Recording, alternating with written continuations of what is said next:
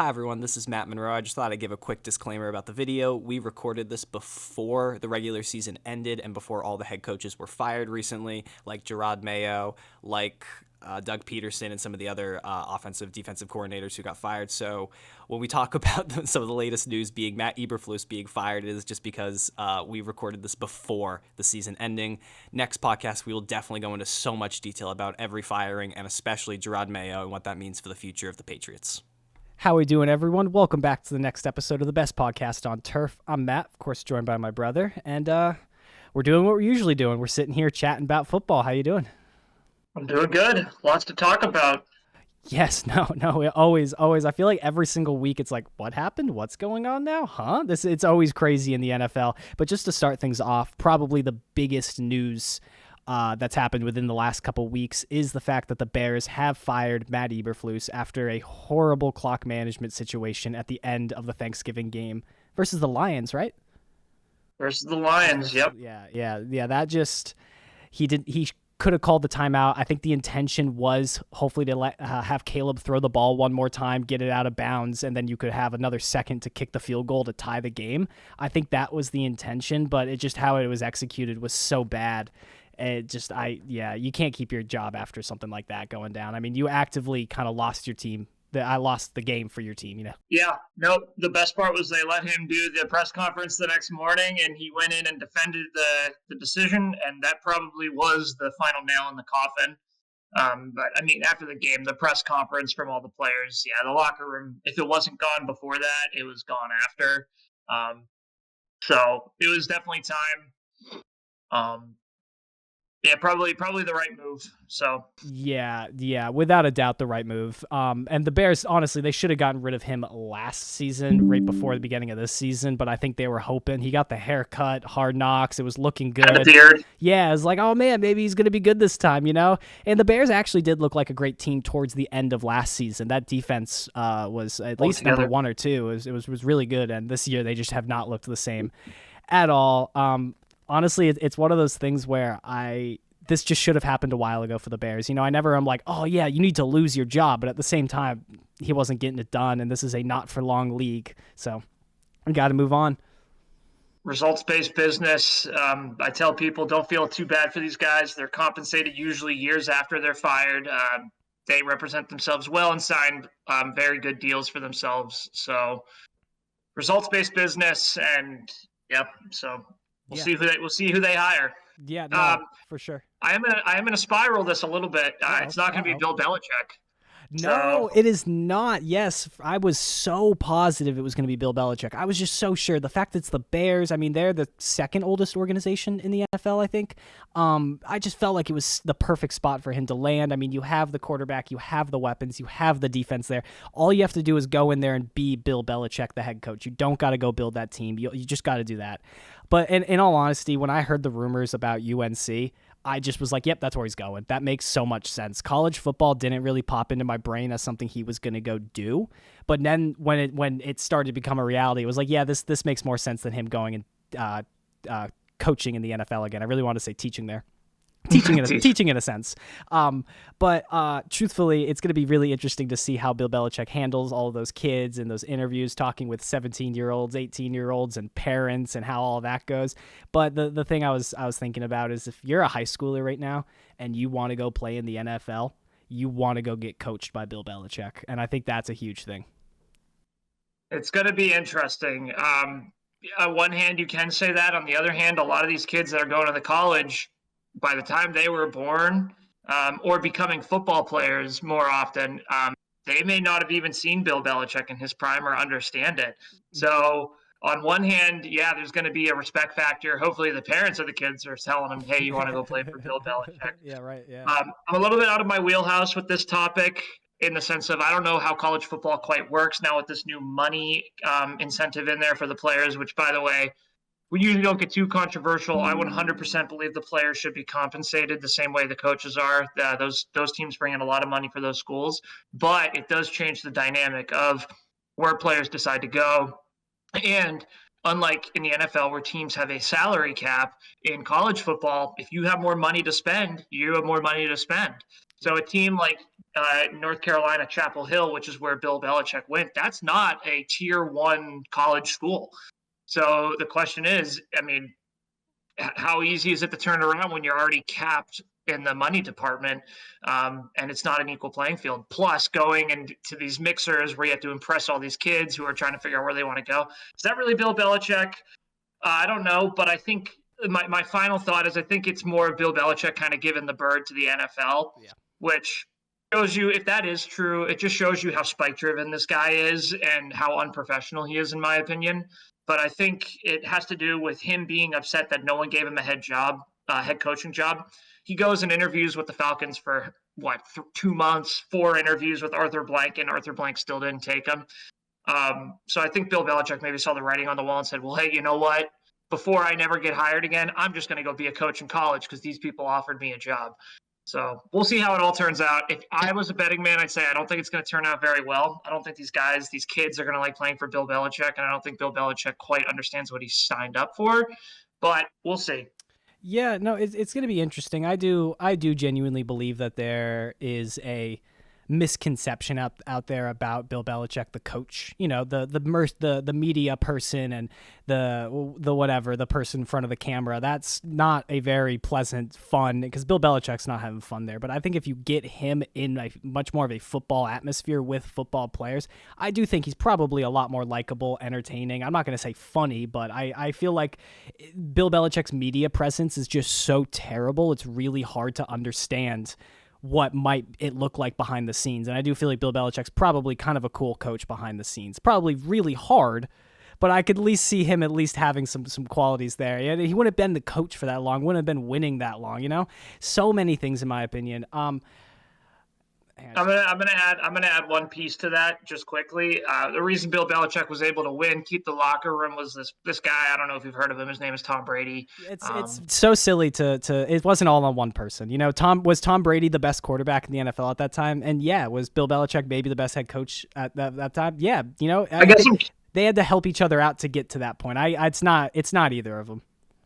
I guess I'll ask you and all Patriots fans this, and you can take the time and look it up. What's Bill Belichick's record without Tom Brady? It's terrible. Well, but I mean, look at any Bill Belichick's situation without Tom Brady. You know what I mean? The best head coaches, I feel like, when he did have a good situation with the Browns, he had some decent years with the Browns as their head coach. I might be mistaken though. I'm pretty sure they went to the playoffs a couple times with him, and it was successful. But I mean, again, I'm not disagreeing with you there. I was calling for Bill Belichick to get fired so long before the Patriots actually did. I wanted to get him out the door, but I just I can't imagine going to that division and you're Bill Belichick and you're having that hard of a time. I think connecting with the players maybe, but that's what the staff is for. That's why there's an offensive coordinator. That's why you have all of these things. You know what I mean? I don't think it's going to be that big a problem.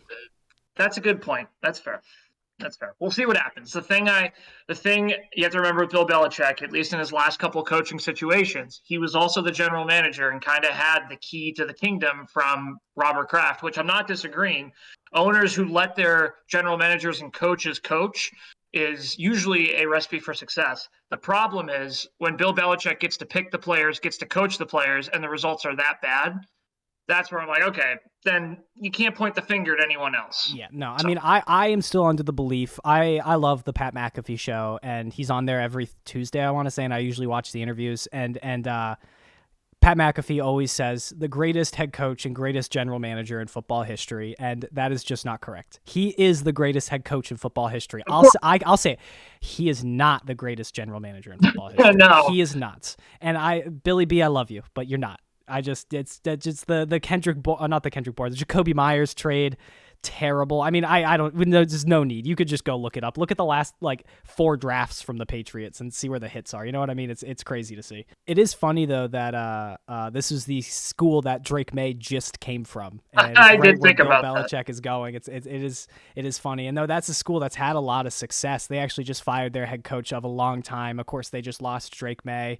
Josh Downs was on that team, and that was Drake May's number one weapon. So they've lost a lot of pieces. So Bill Belichick will have to build that team back up. So it's going to be exciting to see. It's going to be must-watch football, honestly, for a little bit going into next year. Similar like Deion Sanders in Colorado. You're just like, I just need to see what's going on. You got to see it. Yeah, what's going to happen. it was cool to see him get introduced as the head coach and hear him talk about how his dad coached there forever ago and he kind of grew up in that area. So, that again, going back, that's the part of Bill Belichick. If you get him talking about football with football people, I am sure Bill Belichick is a happy camper and a good person. But you get him with the media and he's got to answer all the BS questions that the media comes up with, and he's pissed and he's not having it. So I do feel like there's a little bit of a dual personality there with him. I'm sure it's not a bright personality, but I'm sure it's not as harsh as the media always depicts it to be. We'll see how it turns out. Yes, we will see how it turns out. But we got to move on to a topic that I guess is kind of sad, and genuinely, I am happy to say to you that this is the last time you will have to be talking about this. And so I'm sure you're a little bit relieved about that, because how many times in podcasts and just at parents and friends, like, what about the Giants? What about Daniel Jones? What's going to happen? So many things for so many years now, but the Giants have officially released Daniel Jones. This was a couple weeks ago now. And he has officially signed with the Minnesota Vikings, which is awesome. But I just wanted to hear your thoughts on that. Great guy, a lot of effort. Works harder than anyone else, just does not have the talent to elevate players. And there's only a few quarterbacks that can do it, but when you have a quarterback that can't elevate your team in a bad situation, it's just not going to work out. I'm going to compare him, and I don't want to start an argument here, but this is just my opinion. You see Brock Purdy lose so many of the pieces that supported him, and you just see that elevation isn't there. You see Josh Allen lose Stephon Diggs, and you see what he does. You see what Patrick Mahomes does after losing Tyreek Hill, arguably the best wide receiver at the time. These guys elevate, and sadly, Daniel Jones, no matter what situation we put him in, he was never elevating anyone, and he was never taking steps that in year 6, it wasn't for lack of trying.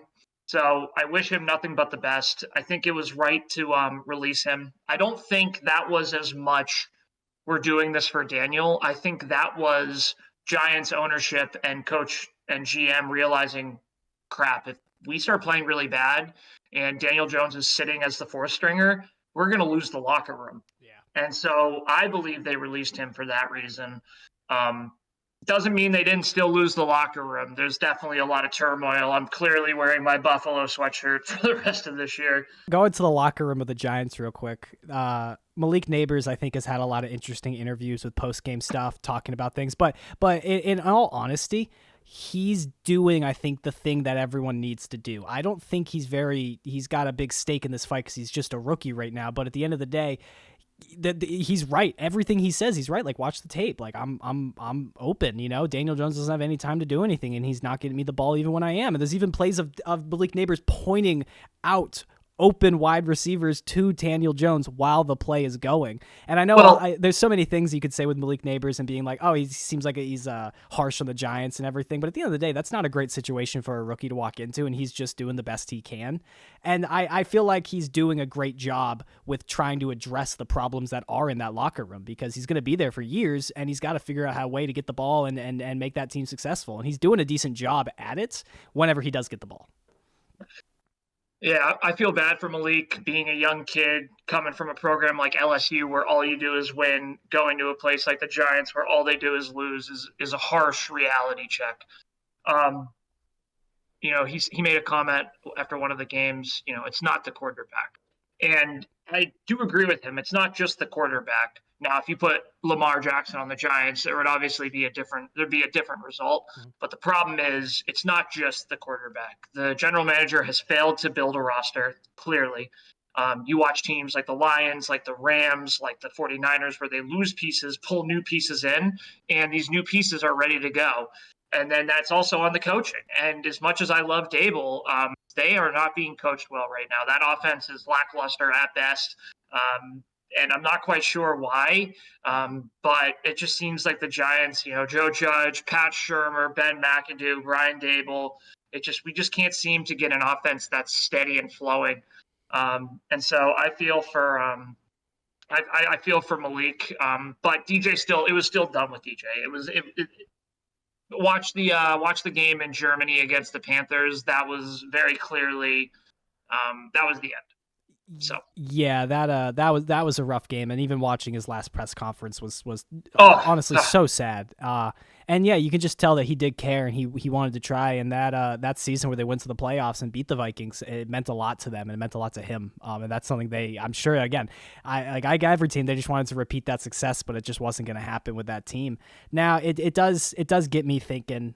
Both of us really like Brian Daboll, and I don't think you guys should fire Brian Daboll, but Joe Schoen might need to go.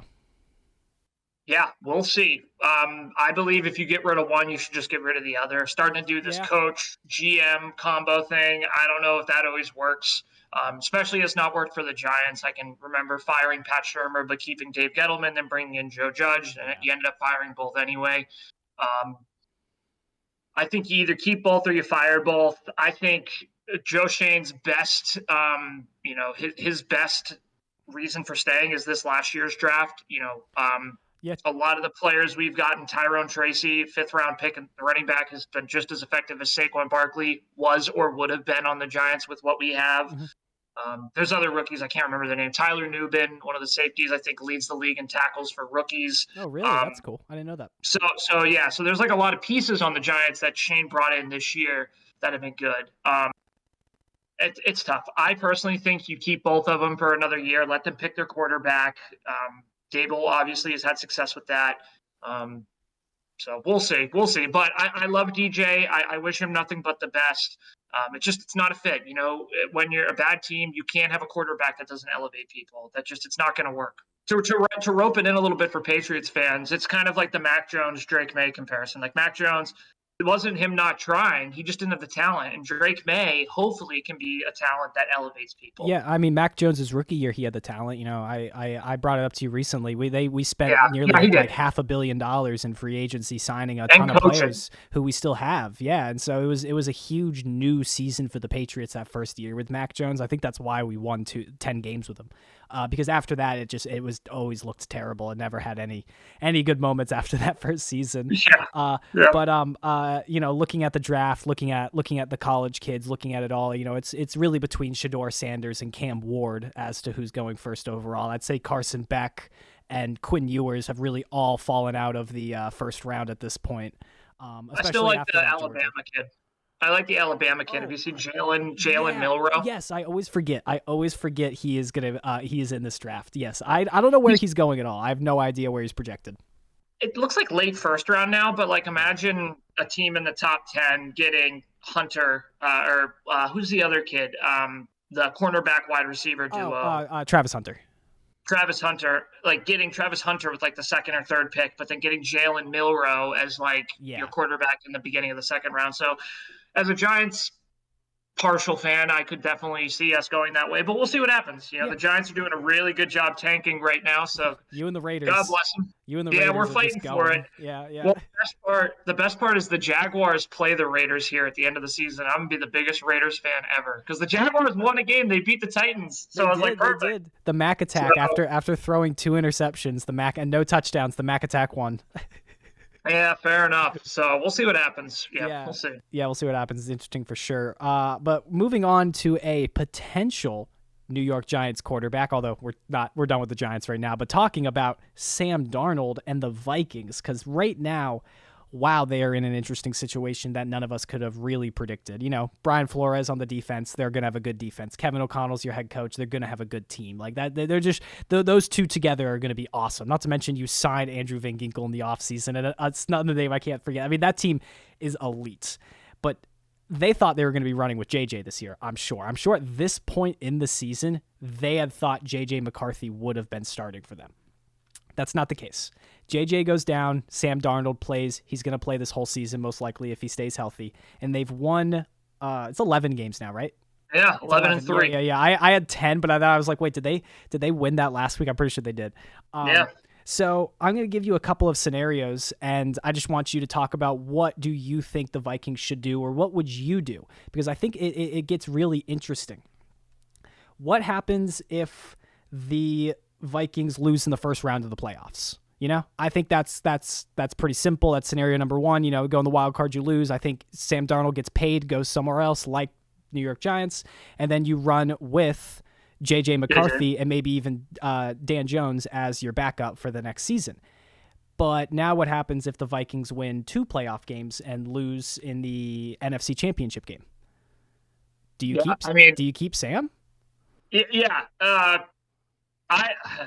This is how I'm going to put it. If you lose the first game of the playoffs, I mean, obviously context matters. If you lose 31-28 and it's a field goal and the defense just couldn't do their job, conversation is a little harder. If you win a playoff game, and it depends who you're playing. Imagine if they go and they beat the Rams or something like that. Packers? Who, by the way, the Rams beat the Vikings earlier this year. If the Vikings beat the Rams, this is my opinion. I've always been a huge Sam Darnold fan. I think, where Sam Darnold should go? Rams. He should go over – 49ers. Oh. He should go right over to the Niners and say, hey, whatever Brock's asking for, I'll take a third of it, and I'm going to be better because he is better. I've been saying that forever. He was just on that roster last year, though. You don't think Kyle Shanahan and that team would have noticed that Sam Darnold was probably better than Brock Purdy, He was there all year. I mean, that team, those two guys on the 49ers also thought trading the King's ransom for Trey Lance was a good idea. So I don't know how good. I feel like quarterbacks to them is like throwing gum at the wall. Sometimes it sticks, sometimes it doesn't. But I think what you do if you're the Vikings is you shop both those guys around. You shop around JJ and you shop around Sam Darnold, and you see what the market is. Well, you can't shop around Darnold. You shop around JJ and see what the market is. If someone offered you a first-round pick for JJ McCarthy, I don't know, like a team like the Raiders, or in a quarterback class that some people don't believe is as strong. Yeah. And then you get a Travis Hunter, and you have that with Jordan Addison, JJ, and then or Jefferson, and then I'm with you. JJ, Sam Darnold. It still works. I think Sam Darnold.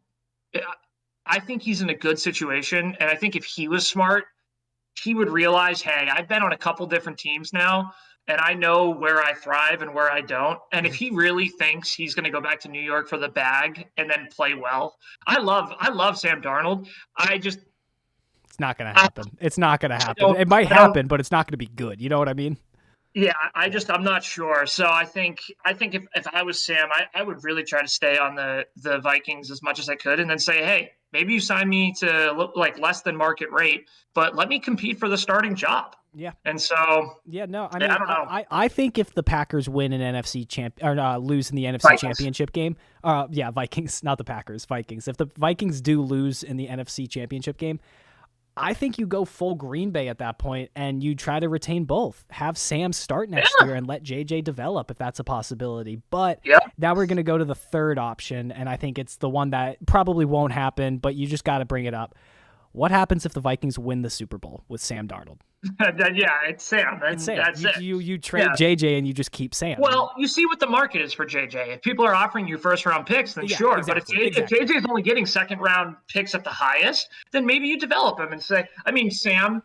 Now, here's the thing, though. If Sam wins the Super Bowl, he's gonna go, I want $50 million a year. Exactly. But the Vikings have a little leverage because they can be like, well, we won the Super Bowl. I don't know. It's so tough. Right? It's interesting. I was thinking about this when I was coming up with these questions. You probably got to stick with Sam and pay him. You probably got to pay him. Moving on to the MVP race for the 2024 season. It is getting exciting, although kind of boring, because at the top is always a name we see every year now, which I always think is interesting. At the top right now is Lamar Jackson, I think most likely to win MVP. Right underneath him is Josh Allen, and then I think it's Saquon Barkley, and then I think Jared Goff and Derrick Henry are somewhere underneath them. I think it's those 5 that are the real front runners here for the season. Who do you think is going to win? Oh, we got Buffalo. It's Josh. Josh is the offense. If this last week against the Rams didn't prove it to you, I don't know what would. That team, you take any of those players and put them on another team, they're not going to be as good. But if you take Zay Flowers and put him on another team, he'll be effective. We've seen Derrick Henry effective on other teams, crappy teams like the Titans. Yeah. So Lamar is still extreme talent, but he has more around him than ever, and Josh Allen does not. And I think Josh Allen is by far the MVP. I think the way that team has bounced back this year, is ridiculous, and it's I all on agree. him. And I feel like he's accepted it, which I kind of love too. He's like, nope, I'm it. Let's do it. I'm Superman. So I agree with that completely. I love the way Josh Allen could just take over a game. I mean, it makes me so jealous as a Patriots fan. I just hope that's what Drake May starts to do at some point. But cool. I mean, it is just awesome to see him do stuff. I mean, he was the first player in NFL history to throw for a touchdown, run for a touchdown, and then catch a touchdown, which is crazy. All in the same game. All in the same game. I saw a video the other day, and it was a Bills fan, and he said, "I just want everyone to like take a step back and just like appreciate we're watching one of the best quarterbacks." And I want to say this to the listeners and to you, we really are in a special time. Josh Allen is one of the best quarterbacks to ever play football, regardless of what he wins and doesn't win. As a talent, it is truly exceptional. And he, in 2 weeks span, I think it was not last game, but the 2 games before, it was 3 weeks ago, he went and beat each conference championship team from last year and had a signature play in each game to ice the game. Yes, yeah, I did. I was hearing about that. That's insane. Like this guy, it is just, he is getting better and better, and he's hit his prime. I think this is like his prime, and we should, regardless of how it all turns out, I hope they win a Super Bowl. For the fans of Buffalo. I hope they win one. But like, enjoy this, because this is a very special time. And you don't get to see this all the time. You just don't. So did you see his press conference after this loss to the Rams? No, I did not. I have not yet. So Josh Allen, for the listeners, they lost 42-44. Exciting Josh game. Allen. Crazy game. Yeah, Maybe amazing. the game of the season. It was the first game in NFL history with 10 total touchdowns and no turnovers. That's awesome. That's so awesome. And Josh Allen was the first quarterback in history to score 6 total touchdowns, 3 passing, 3 rushing. No turnovers, and still lose the game. And so Josh Allen gets up to the podium and he goes, this is literally the first words out of his mouth. I'm paraphrasing, but he's like, it's on me. I got to be better. We got to find ways to get more points. I made a mistake here, and I take full responsibility for this one. It's on me. It's like, then you have Aaron Rodgers. You have Aaron Rodgers, where clearly he's horrible, and he can't ever take accountability for anything. No, it's so funny, the fundamentals of leadership and how important that is, especially to the quarterback role. And so either way. No, it is so true, especially comparing those two people together. I mean, great. You have one of the humblest quarterbacks in Josh Allen, and then you have Aaron Rodgers, who's just, oh my Smug. gosh, Aaron Rodgers. Aaron Rodgers. Horrible. I had a couple of teams that I think are going to be in the market for a quarterback. Okay. Now, I'm gonna say these 3 teams, and then I want you to either say they're gonna draft, they're gonna get a free agent, or they're gonna keep. Okay. And there's just 4 teams. There are 4 teams, in my opinion, that were interesting with the quarterback. Can I say who they're drafting, who the free agent is? Yeah. I kind of put you on the spot with it, so I didn't want to put that much. But yeah, if you have you got to put me under some pressure. All right, I like it. I like it. All right, the first one being the Cleveland Browns. Yeah, they keep. They're sticking with Jameis. They keep I don't that. think I don't think they let Jameis leave. Yeah, he had that one beautiful game against the Steelers in the snow and that amazing press conference before the game. But other than that, it's just not been. It's so up and down with Jameis. I just don't know if that's the best answer. But at the same time, it's the Browns, so there's no good answers at the moment. I don't know if they'll have the draft capital or the money to do anything else. Yeah. That's the thing. I don't know if they'll be able to draft high enough, and I don't think they'll be able to pay anyone else. And I think Jameis will want to stay there. It seems like Cleveland has embraced Jameis, and Jameis has embraced Cleveland. So I think he's going to stay right there. And Stefanski hopefully can help him get the turnover. I love that the turnover bug just has not left him at all. No. Years later, and he just can't help but throw more picks that he knows what to do with. But if he can turn those down, this has been his life story. He'd be a great quarterback. So nothing beats the 31 touchdowns, a 31 interception season.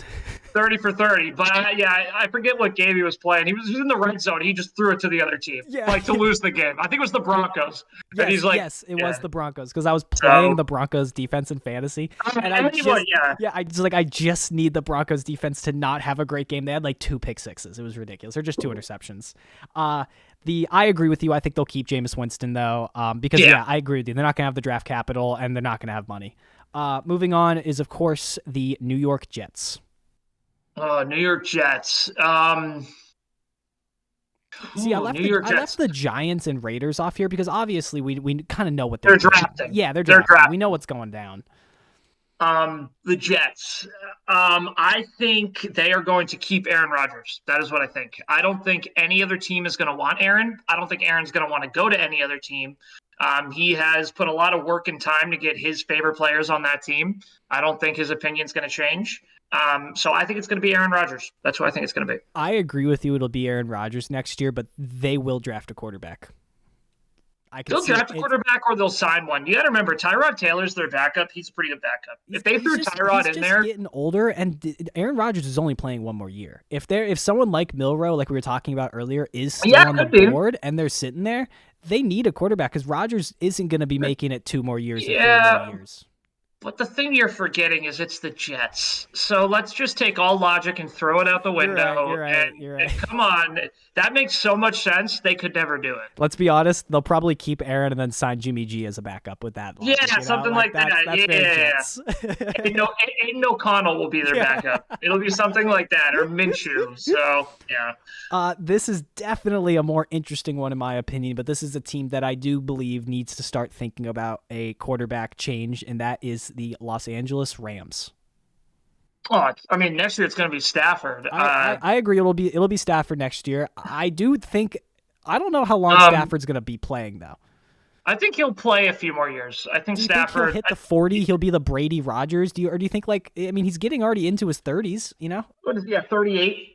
Or 37. Like yeah, it's close. Yeah, I think he's got at least 2 more years left. The way the Rams have turned it around after going 1-4, he's in lockstep with McVay. I can't see him going anywhere. Puka Nacua is just reaching his prime. Kupp is probably going to fall into the wide receiver 2 mode, but that's fine. It'll be Stafford. They're awesome. Yeah, I think it'll be Stafford as well, but I wouldn't be surprised either this draft or next draft if we maybe tried to see the Rams trade up for a spot. They love those mid-round. They love those mid-round picks. I would not be shocked if the Vikings work out that they keep Darnold.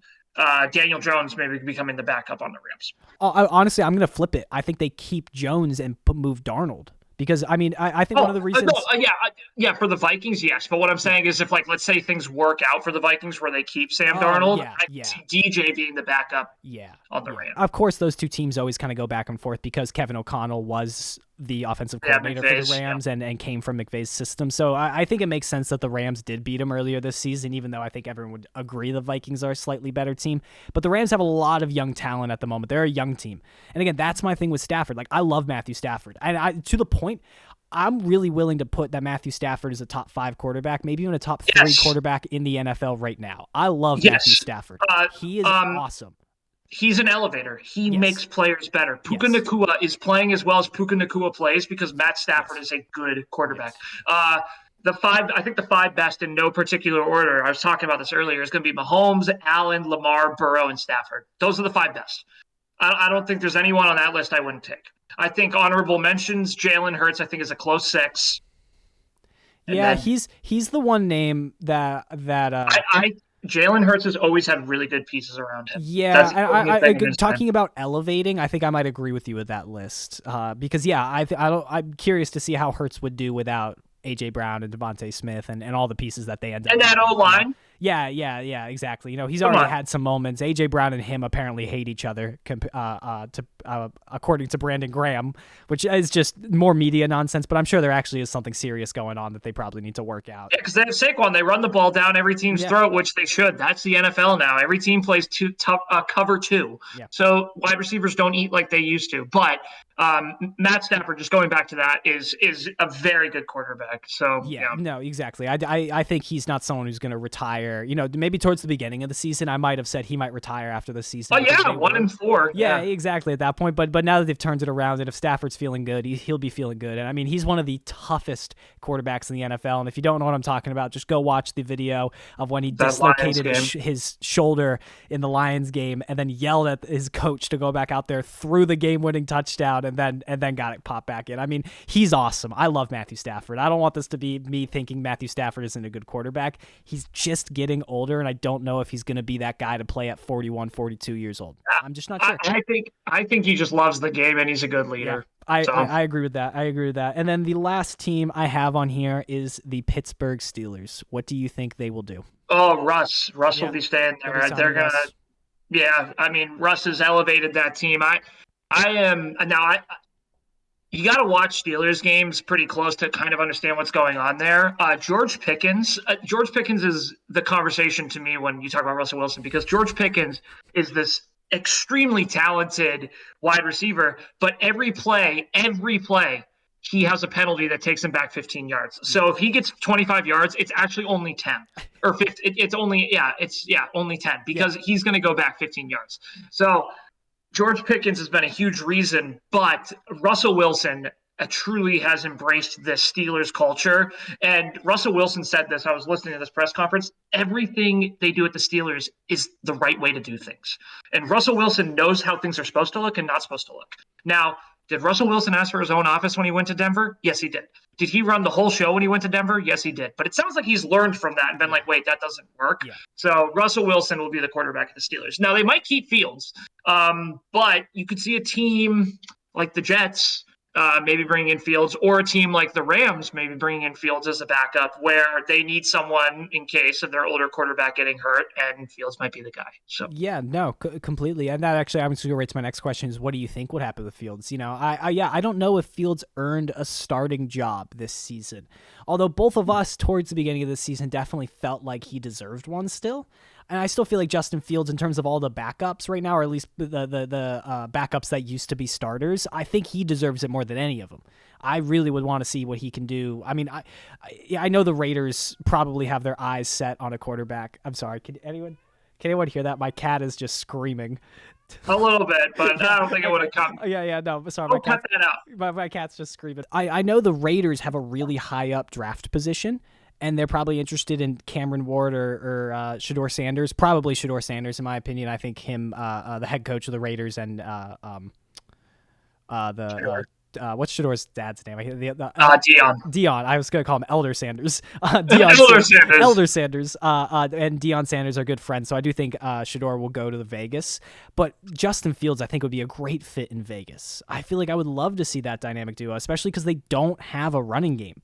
You know, and Justin Fields could add that support on the ground because they definitely need to draft a running back. Because if the Raiders could trade back and get Ashton Genty, I'm pretty sure his name is, and then you bring in Justin Fields, I mean, you've completely turned the Raiders around. You have Brock Bowers, you know, have the top running back. Jacoby Myers is a great wide receiver. I mean, there's just so much on that team to look forward to that I feel like it's not being utilized at all, you know? 100%. Well, I think that'll do it for today, everyone. We really appreciate anyone who stuck around to the end. The NFL is always an exciting time. I really didn't have a lot of time to talk about the Patriots this time because there's not a lot of exciting stuff to talk about with the Patriots. Let's just hope we get a good draft pick and we get a good player and we build that offensive line because we need it so desperately. But do you have anything else you wanted to add, Billy? Happy to be here, and agree with your sentiment. Yeah, definitely. All right, have a good day, everyone.